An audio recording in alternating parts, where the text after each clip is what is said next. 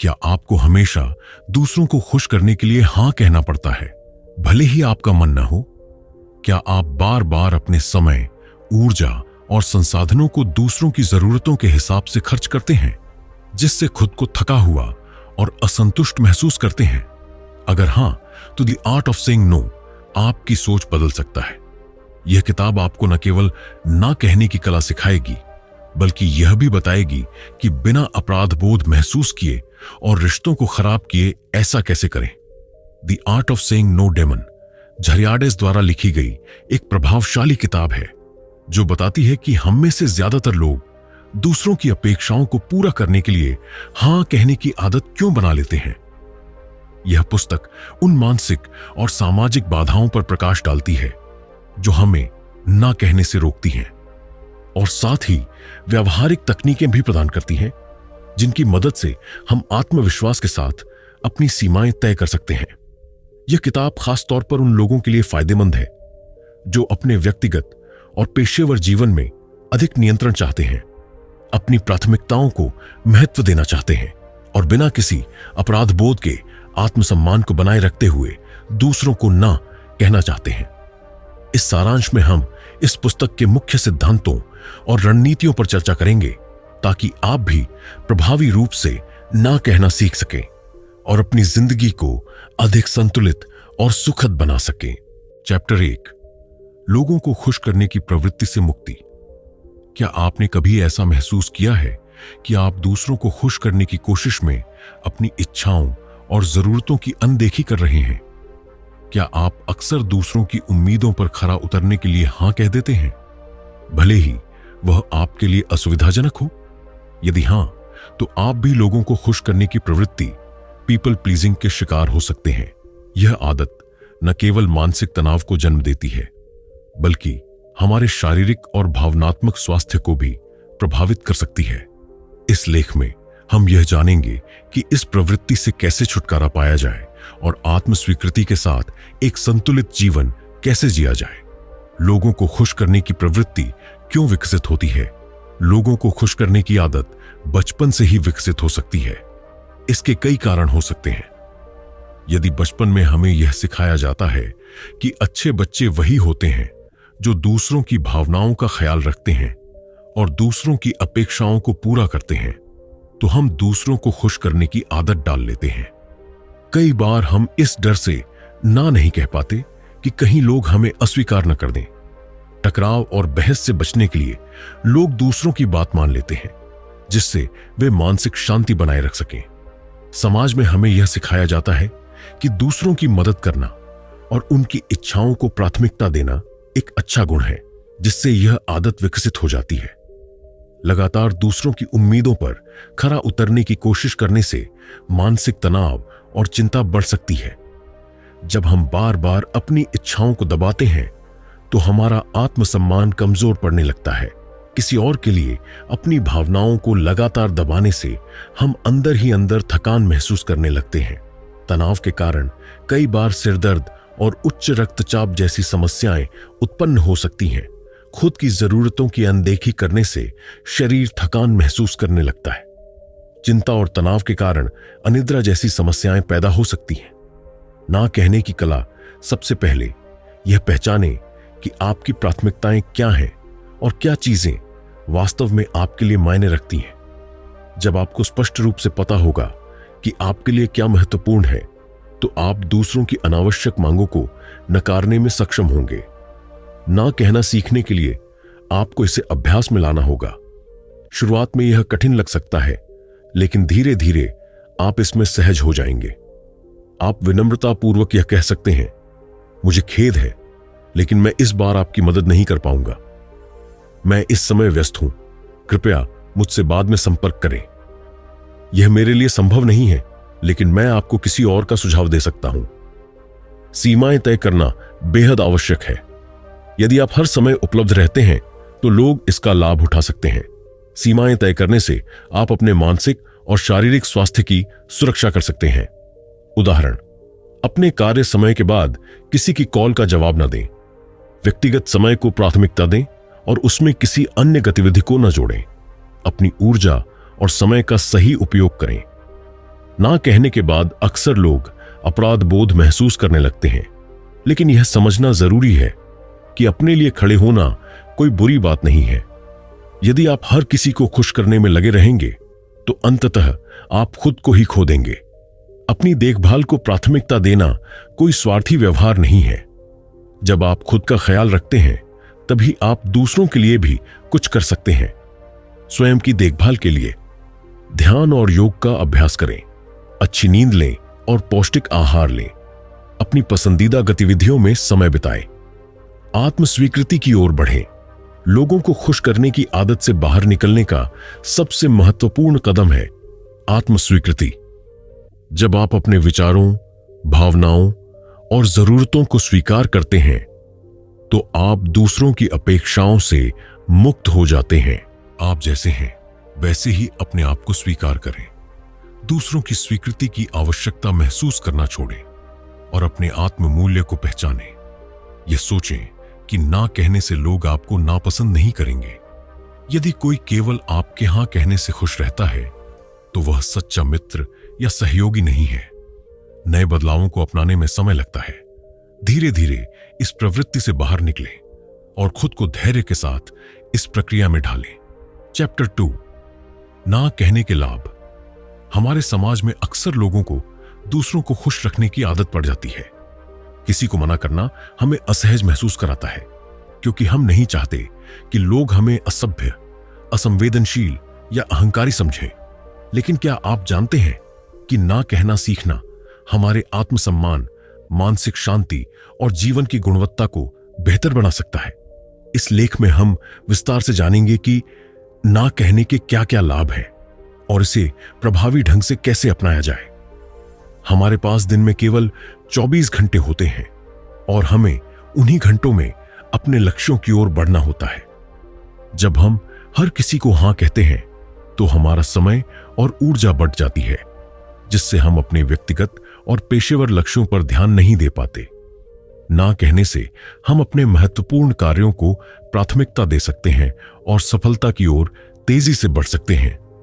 उदाहरण के लिए, यदि आप किसी नए कौशल को सीखना चाहते हैं लेकिन बार बार दूसरों के आग्रह पर अपने समय का उपयोग कर लेते हैं तो आप अपने लक्ष्य से भटक सकते हैं। स्पष्ट रूप से ना कहने से आप अपने लक्ष्य को प्राथमिकता दे सकते हैं। जब हम हर किसी को खुश करने की कोशिश करते हैं तो हम अनावश्यक रूप से अपने ऊपर अतिरिक्त दबाव डाल लेते हैं। यह तनाव, चिंता और थकान का कारण बनता है। यदि आप अपने ऊपर जरूरत से ज्यादा जिम्मेदारियां ले लेंगे तो यह आपकी मानसिक और शारीरिक सेहत को नुकसान पहुंचा सकता है।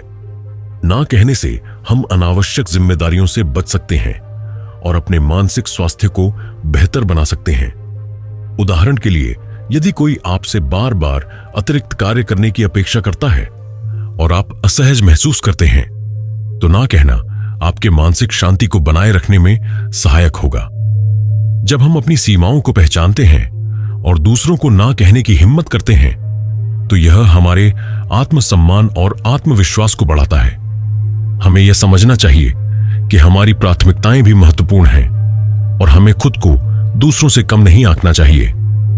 जो व्यक्ति बिना किसी झिझक के अपनी असहमति प्रकट कर सकता है उसे समाज में अधिक सम्मान मिलता है।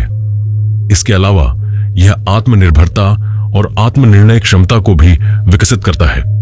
लोग अक्सर यह सोचते हैं कि ना कहने से रिश्ते खराब हो सकते हैं, लेकिन वास्तविकता इसके विपरीत है। जब आप ईमानदारी से अपनी भावनाओं और सीमाओं को व्यक्त करते हैं तो इससे रिश्तों में स्पष्टता आती है। लोग आपकी वास्तविकता को समझने लगते हैं और आपकी भावनाओं का सम्मान करना सीखते हैं। उदाहरण के लिए, यदि कोई मित्र आपसे बार बार अपना काम करवाने के लिए कहता है और आप उसे मना नहीं कर पाते तो वह आपकी उदारता का अनुचित लाभ उठाने लगेगा। लेकिन अगर आप स्पष्ट रूप से ना कहेंगे तो वह आपकी सीमाओं को समझेगा और आपके साथ सम्मानपूर्वक व्यवहार करेगा। हमारी ऊर्जा सीमित होती है और हमें इसे बुद्धिमानी से खर्च करना चाहिए। अगर हम बिना सोचे समझे हर चीज के लिए हां कह देंगे तो हमारी ऊर्जा जल्दी खत्म हो जाएगी और हम अपने महत्वपूर्ण कार्यों के लिए सक्षम नहीं रहेंगे। ना कहने से हमें यह सुनिश्चित करने में मदद मिलती है कि हम केवल उन्हीं चीजों में अपनी ऊर्जा लगाएं जो हमारे लिए फायदेमंद हैं। यह उत्पादकता बढ़ाने और बेकार की चीजों से बचने में मदद करता है। जब हम अपनी प्राथमिकताओं को पहचानते हैं और दूसरों की अपेक्षाओं के दबाव में नहीं आते, तो हमारी निर्णय लेने की क्षमता मजबूत होती है। ना कहना हमें स्पष्टता और आत्मनिर्णय की शक्ति प्रदान करता है, जिससे हम जीवन में सही फैसले ले सकते हैं। जब हम हर किसी को खुश करने की कोशिश में लगे रहते हैं, तो कई बार हम अपनी सच्ची भावनाओं को अनदेखा कर देते हैं। ना कहने से हमें खुद के प्रति ईमानदार रहने का अवसर मिलता है और हम अपने मन की सुन पाते हैं। उदाहरण के लिए, यदि आप किसी सामाजिक कार्यक्रम में जाने के लिए मानसिक रूप से तैयार नहीं हैं, लेकिन फिर भी दबाव में आकर हां कह देते हैं, तो यह आपको असहज बना सकता है। ऐसे में अपनी भावनाओं को समझकर ना कहना आपके लिए फायदेमंद होगा। आज की तेज रफ्तार दुनिया में कार्य जीवन संतुलन बनाए रखना बेहद जरूरी है। अगर हम हर चीज के लिए हां कहेंगे, तो हमारा व्यक्तिगत जीवन प्रभावित होगा। ना कहने से हम अपने काम और निजी जीवन में संतुलन बना सकते हैं, जिससे हम मानसिक रूप से स्वस्थ और खुशहाल रह सकते हैं। अब जब हम ना कहने के लाभों को समझ चुके हैं, तो यह जानना भी जरूरी है कि इसे प्रभावी ढंग से कैसे कहा जाए। यहां कुछ सरल तकनीकें दी गई हैं। विनम्रता से ना कहें, मुझे खेद है लेकिन मैं यह नहीं कर सकता। सीमाएं निर्धारित करें, मुझे खुशी होगी मदद करने की, लेकिन इस बार मैं नहीं कर पाऊंगा। सीधे और स्पष्ट रूप से जवाब दें, धन्यवाद लेकिन मैं यह नहीं कर सकता। आत्मविश्वास बनाए रखें, ना कहने में कोई बुराई नहीं है। अपनी प्राथमिकताओं को समझें, बिना अपराध बोध के इनकार करें। यह समझें कि आपकी भावनाएं और सीमाएं भी मायने रखती हैं। चैप्टर 3, ना कहने की प्रभावी रणनीतियां। हम में से कई लोग दूसरों को ना कहने में कठिनाई महसूस करते हैं। हम यह सोचते हैं कि यदि हम किसी अनुरोध को अस्वीकार करेंगे, तो सामने वाला नाराज हो सकता है या हमारे रिश्ते प्रभावित हो सकते हैं। लेकिन झारियार्ड्स ने अपनी पुस्तक में 10 सरल रणनीतियां प्रस्तुत की हैं, जो हमें विनम्रता और दृढ़ता के साथ ना कहने की कला सिखाती है। इन रणनीतियों को अपनाकर हम अपनी सीमाओं को स्पष्ट कर सकते हैं और आत्मसम्मान बनाए रखते हुए प्रभावी रूप से संवाद कर सकते हैं। आइए इन 10 रणनीतियों को विस्तार से समझते हैं। जब आप ना कह रहे हों, तो अपने उत्तर को स्पष्ट और संक्षिप्त रखें। अनावश्यक बहाने या लंबी व्याख्या से बचें। उदाहरण, मुझे खेद है लेकिन मैं यह नहीं कर सकता। इससे सामने वाले को संदेश मिल जाता है कि आप अपने निर्णय को लेकर दृढ़ हैं। यदि आप सामने वाले की सहायता नहीं कर सकते, तो उन्हें किसी अन्य विकल्प की सलाह दें। यह दृष्टिकोण सकारात्मक रहता है और आपके इनकार को विनम्र बनाता है। उदाहरण, मुझे खेद है, मैं इस समय मदद नहीं कर सकता, लेकिन आप अमुक व्यक्ति से संपर्क कर सकते हैं। अपने निजी और पेशेवर जीवन में सीमाओं को स्पष्ट रूप से परिभाषित करें।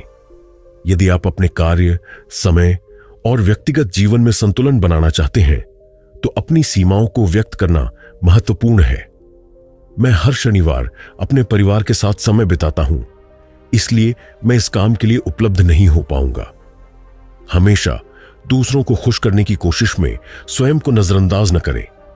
यदि कोई अनुरोध आपकी प्राथमिकताओं और मानसिक शांति को प्रभावित कर रहा है, तो बिना अपराध बोध के ना कहें। आपके ना कहने का तरीका महत्वपूर्ण होता है। यदि आप विनम्रता से अस्वीकार करते हैं, तो सामने वाला इसे अधिक सहजता से स्वीकार करेगा। आपका प्रस्ताव सराहनीय है, लेकिन दुर्भाग्यवश मैं इस समय इसे स्वीकार नहीं कर सकता। कई बार हम ना कहने से इसलिए हिचकिचाते हैं क्योंकि हमें आत्मसंदेह होता है। लेकिन अगर आपका निर्णय तार्किक और सही है, तो उस पर अडिग रहें। कई बार हम असहज महसूस करने के कारण ना कहने से बचते हैं और बाद में अस्वीकार करते हैं। इससे सामने वाले को भ्रम होता है और स्थिति जटिल हो सकती है। इसलिए तुरंत स्पष्ट उत्तर दें। अगर आपको ना कहने में कठिनाई होती है, तो इसका अभ्यास करें। विभिन्न परिदृश्यों में स्वयं को तैयार करें, ताकि वास्तविक जीवन में आप सहजता से इनकार कर सकें। आपका ना कहना किसी व्यक्ति विशेष के खिलाफ नहीं है, बल्कि यह आपकी आवश्यकताओं और सीमाओं से जुड़ा निर्णय है। इसे स्पष्ट करते हुए कहें, यह मेरे लिए अभी संभव नहीं है, लेकिन भविष्य में यदि स्थिति बदलेगी तो मैं जरूर विचार करूंगा। ना कहने के बाद अपराध बोध महसूस न करें। यह समझें कि हर किसी को हर अनुरोध पूरा करने की जरूरत नहीं होती। आत्मसम्मान बनाए रखते हुए अपने निर्णय को स्वीकार करें। चैप्टर 4, अपराध बोध से निपटना। हम में से कई लोग जब किसी अनुरोध को अस्वीकार करते हैं या किसी को ना कहते हैं तो गहरे अपराध बोध का अनुभव करते हैं। हमें ऐसा लगता है कि हम स्वार्थी या निर्दयी बन रहे हैं और इससे हमारा आत्मसम्मान भी प्रभावित हो सकता है। लेकिन सच्चाई यह है कि ना कहना आत्म केंद्रित होने का संकेत नहीं, बल्कि आत्म देखभाल और आत्मसम्मान का प्रतीक है। यह हमें मानसिक, भावनात्मक और शारीरिक रूप से स्वस्थ बनाए रखने में मदद करता है। इस लेख में हम समझेंगे कि ना कहने पर अपराध बोध क्यों होता है, इससे कैसे निपटा जाए और कैसे हम बिना दोषी महसूस किए दूसरों की अपेक्षाओं को संतुलित कर सकते हैं। ना कहना इतना कठिन क्यों? अपराध बोध एक शक्तिशाली भावना है जो अक्सर सामाजिक कंडीशनिंग, संस्कारों और बचपन से मिले मूल्यों का परिणाम होती है। जब हम ना कहते हैं तो कई कारणों से हमें दोषी महसूस हो सकता है। बचपन में हमें सिखाया जाता है कि दूसरों की मदद करना और उनकी उम्मीदों पर खरा उतरना अच्छा व्यवहार है।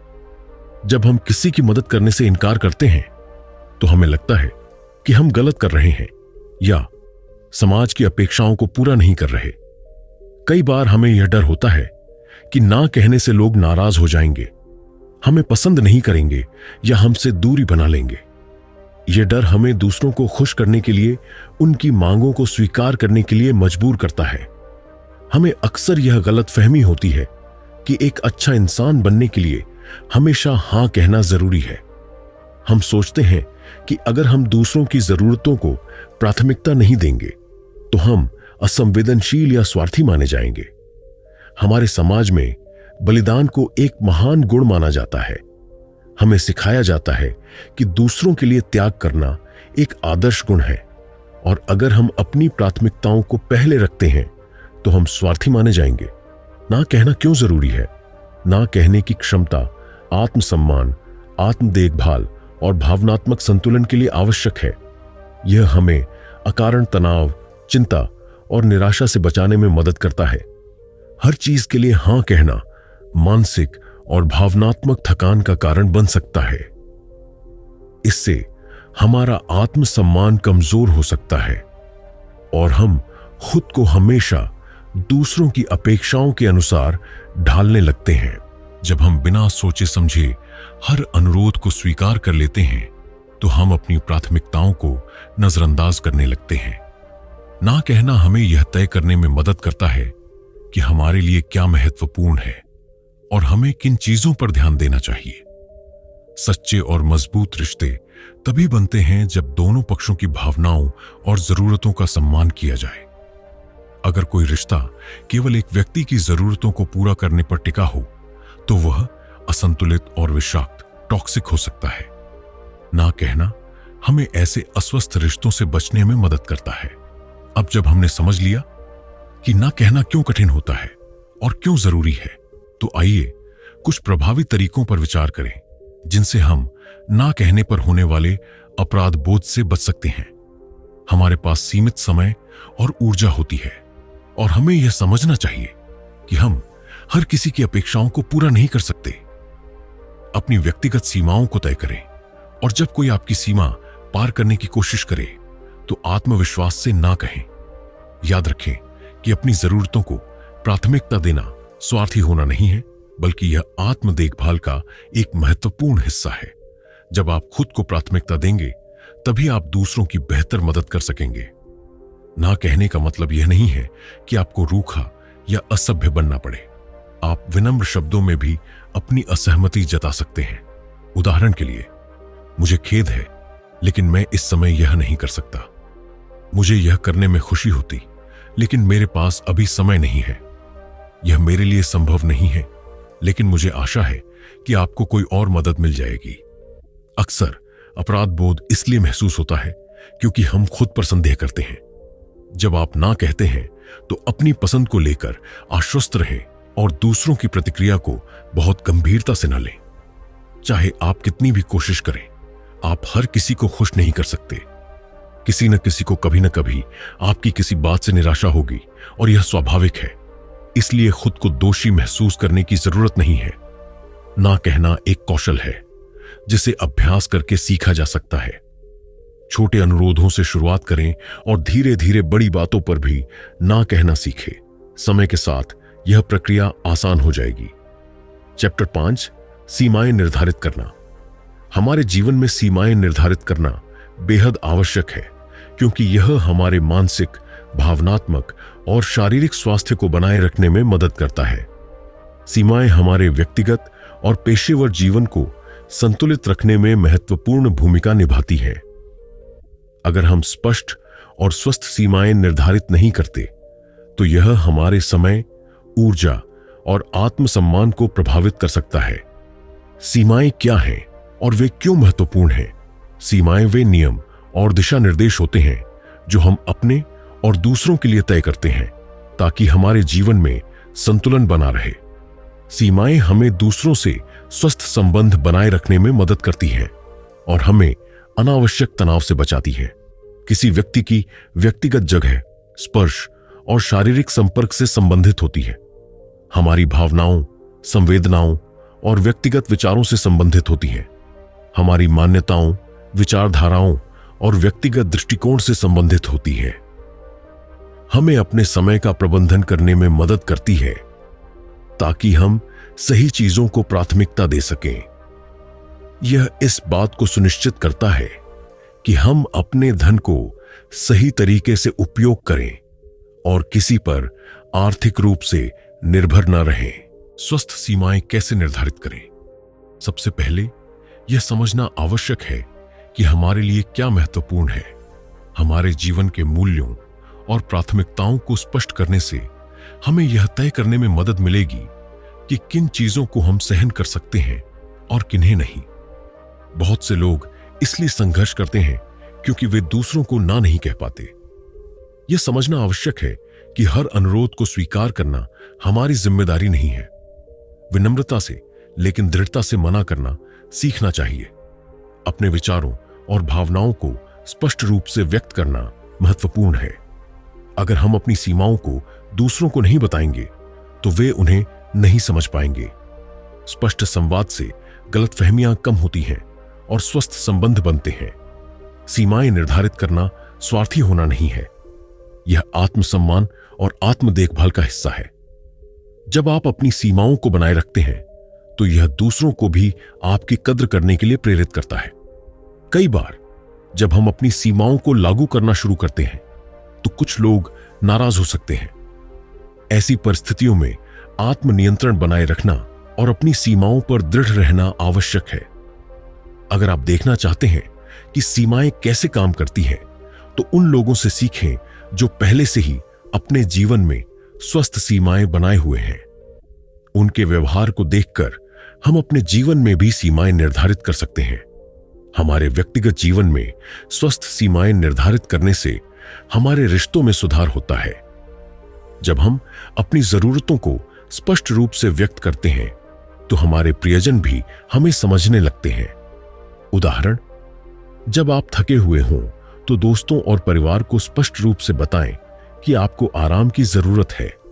दूसरों के नकारात्मक विचारों और व्यवहारों को अपनी मानसिक शांति पर हावी न होने दें। जरूरत से ज्यादा जिम्मेदारियों को अपने ऊपर लेने से बचें।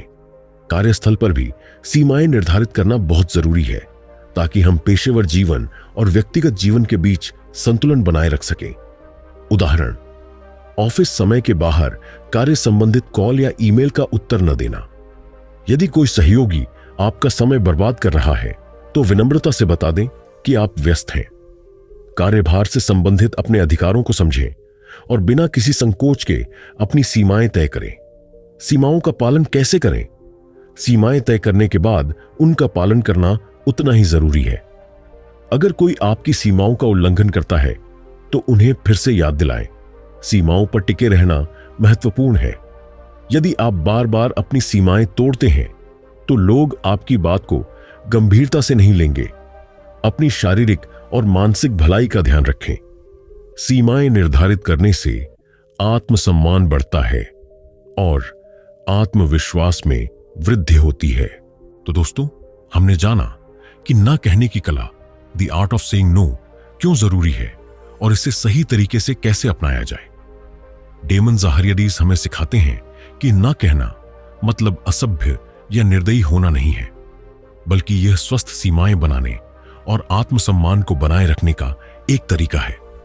अक्सर हम दूसरों को खुश करने के लिए हां कहते रहते हैं, लेकिन इससे हम मानसिक रूप से थक जाते हैं और अपनी प्राथमिकताओं से भटक जाते हैं।